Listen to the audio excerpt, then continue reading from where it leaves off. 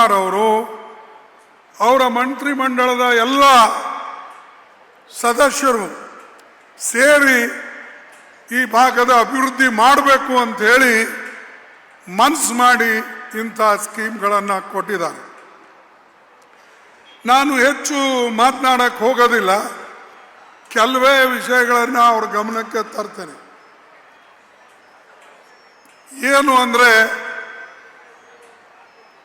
ಅನೇಕ ಕಡೆ ಸ್ಕೂಲ್ಗಳಿವೆ, ಆದರೆ ಶಿಕ್ಷಕರ ಕೊರತೆ ಇದೆ.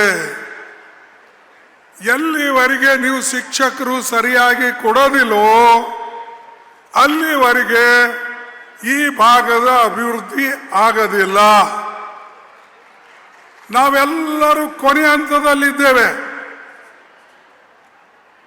ಗುಲ್ಬರ್ಗ, ಯಾದಗಿರಿ, ರಾಯಚೂರು, ನಮ್ಮ ಬೀದರ್ ಕೊನೆ ಹಂತದಲ್ಲಿ ಯಾಕಿದ್ದೇವೆ ಅಂದರೆ ಶಾಲೆಗಳಿವೆ, ಬಿಲ್ಡಿಂಗ್ಗಳಿವೆ, ಆಫೀಸರ್ಸ್ ಕೆಲವು ಇದ್ದಾರೆ, ಆದರೆ ಶಿಕ್ಷಕರೇ ಇರಲಿಲ್ಲ. ಸೈನ್ಸ್ ಟೀಚರ್ ಇಲ್ಲ, ಮ್ಯಾಥಮೆಟಿಕ್ಸ್ ಟೀಚರ್ ಇಲ್ಲ, ಇಂಗ್ಲಿಷ್ ಟೀಚರ್ ಇಲ್ಲ.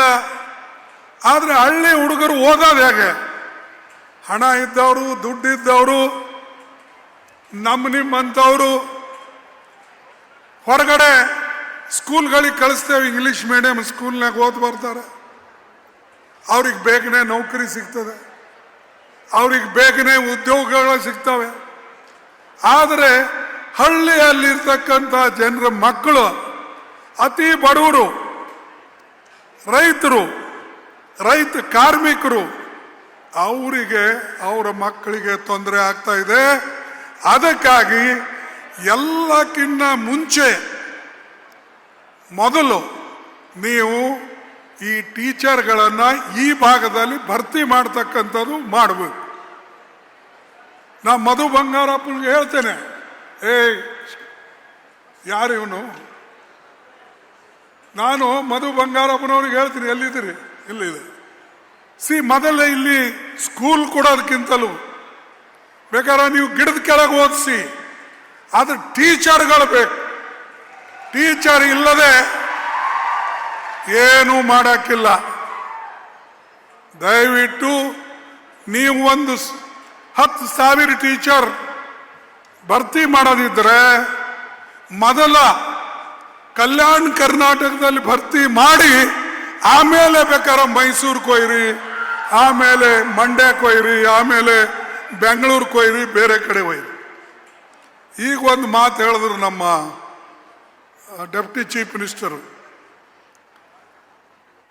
ಏನಂತ, ಈ ಆರ್ಟಿಕಲ್ 371J ಬಂದ ಮೇಲೆ ಇಲ್ಲೆಲ್ಲ ಹಣ ಬಹಳ ಬರ್ತಾ ಇದೆ. ಅದಕ್ಕಾಗಿ ನನಗನ್ನಿಸ್ತಾ ಇದೆ, ನಾನು ಈ ಭಾಗದಾಗ ಹುಟ್ಟಬೇಕಾಗಿತ್ತು, ನನಗೂ ಅಭಿವೃದ್ಧಿ ಸಿಗ್ತಿತ್ತು. ನಮಗೆ ನೀವು ಇಲ್ಲಿ ಹುಟ್ಟೋದು ಬೇಡ, ನಾವು ಅಲ್ಲಿ ಹುಟ್ಟೋದು ಬೇಡ. ನಮಗೆ ಬೇಕಾಗಿದ್ದೇನೆಂದರೆ ಮೈಸೂರು ಮತ್ತು ನಿಮ್ಮ ಕಾನ್ಸ್ಟಿಟ್ಯೂನ್ಸಿ ಹಂಗಿದೆ ಅದೇ ಮಾಡಿ ನಮಗೆ.